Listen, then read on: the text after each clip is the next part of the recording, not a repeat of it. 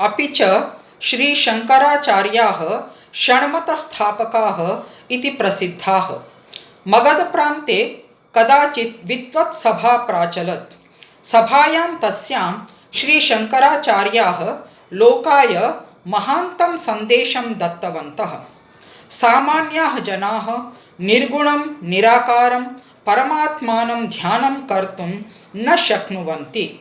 अतः शैवं, शाक्तं, वैष्णवं, सौरं, गाणापत्यं, स्कन्दम् इति षण्मतानि प्रतिपाद्य तेषां महत्त्वं च विश्लेषयित्वा एतेषु षट्सु यं कमपि आश्रित्य वेदोक्तधर्मान् आश्रित्य जना ध्यानं कर्तुं शक्नुवन्ति।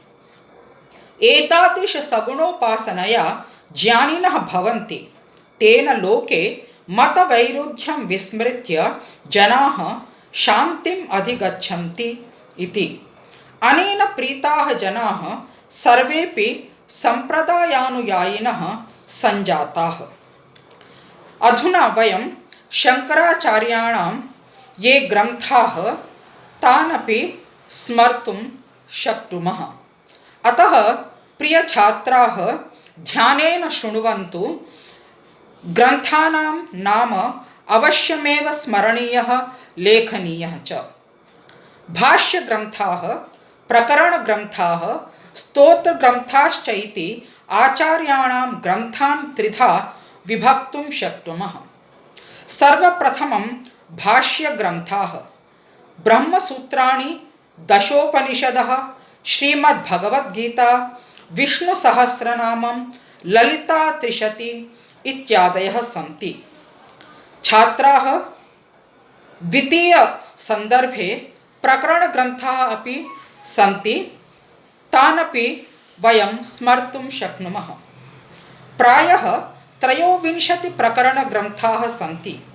विवेकचूडामणिः, उपदेशसाहस्री, अपरोक्षानुभूतिः, सर्ववेदान्तसारसंग्रहः, अद्वैतानुभूतिः, तत्त्वबोधः इत्यादयः। प्रियछात्राः, स्तोत्रग्रन्थाः अपि वर्तन्ते। अतः वयं ध्यानेन तान् ग्रन्थान् अपि स्मर्तुं शक्नुमः। शृण्वन्तु। सौन्दर्यलहरी, शिवानन्दलहरी, श्री दक्षिणामूर्तिस्तोत्रं, मनीषा पंचकं, अन्नपूर्णाष्टकं, कनकधारास्तवः, श्री त्रिपुरसुन्दरी, वेदपादवस्तवः इत्यादि नैकस्तोत्रग्रन्थाः सन्ति। परीक्षासमये अवश्यमेव ग्रन्थानां नामोल्लेखः करणीयः। नो चेत् वयम् अंकान् प्राप्तुम् असमर्थाः भविष्यामः। शृण्वन्तु।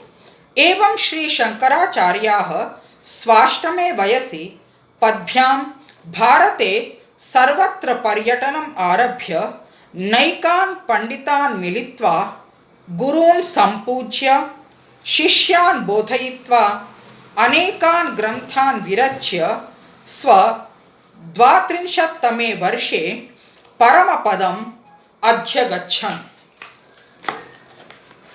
अत्र वयं शङ्करशब्दस्य व्युत्पत्तिमपि ज्ञातुं समर्थाः भवामः।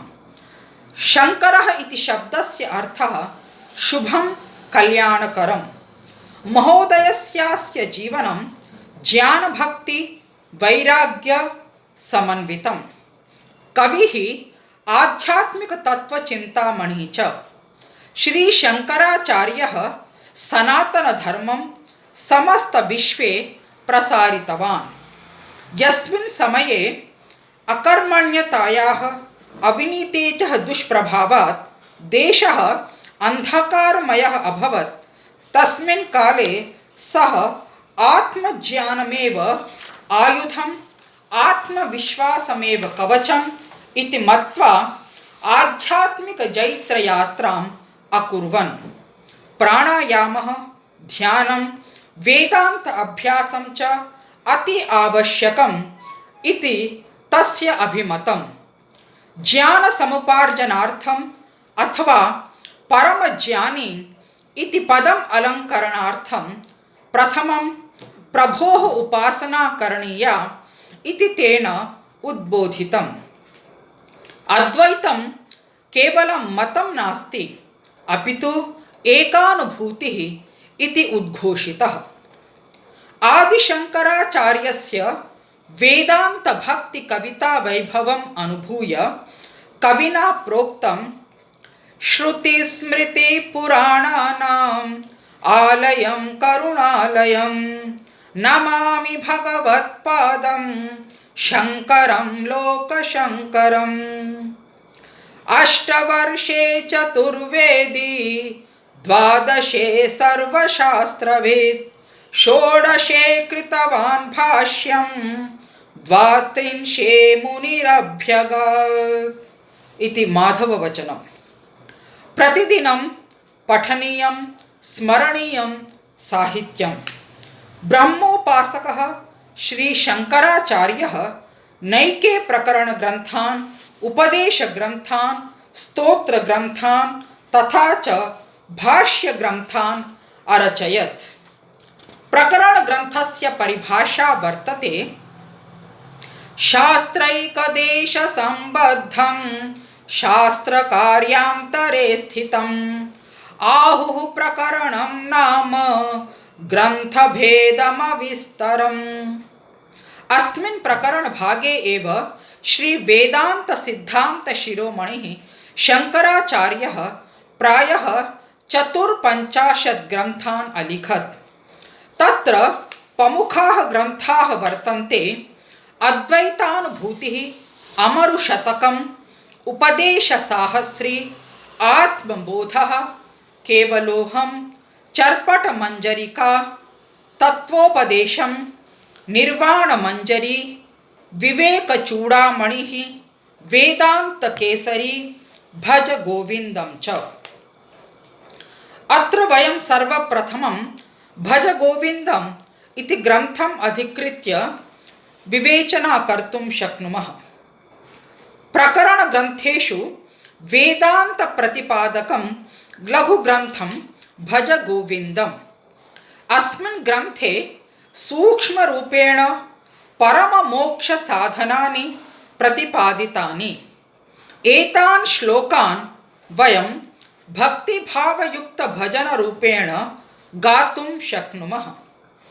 भज गोविन्दम् उट्टकनं कृत्वा सङ्गीतसाहित्यरसानुभूतिम् अलौकिकानन्दानुभवं कर्तुं समर्थाः भवेम। यथा भज गोविन्दं गोविन्दं भज मूढमते नामस्मरणादन्यमुपायं नहि पश्यामो भवाब्धितरणे। अस्य ग्रन्थस्य प्रतिश्लोकं वेदान्तभावपूर्णं। यदा वयं पठामः तर्हि अनायासरूपेण चिन्तयामः कस्त्वं, कोऽहं, कुत आयातः, का मे जननी, को मे तातः इति परिभावय सर्वमसारं विश्वं त्यक्त्वा स्वप्नविचारम्। अन्यच्च वयसि गते कः कामविकारः, शुष्के नीरे कः का सारः, क्षीणे वित्ते कः परिवारः, ज्ञाते तत्त्वे कः संसारः। अस्मिन् श्लोके कविः संसारसारनिरूपणम् अतिसरलतया करोति। पश्यतु, पदप्रयोगः, शब्दालङ्कारप्रयोगः, भावसंयोजनं, शैली अपि च अतिसुन्दरम्। परमहंस परिव्राजकाचार्यस्य शङ्कराचार्यस्य अभिप्रायः यत् मानवैः इन्द्रियनिग्रहं कुर्वन् ईशप्रार्थना अपि समयः दातव्यः। यथा बालस्तावत् क्रीडासक्तः, तरुणस्तावत् तरुणीसक्तः, वृद्धस्तावत्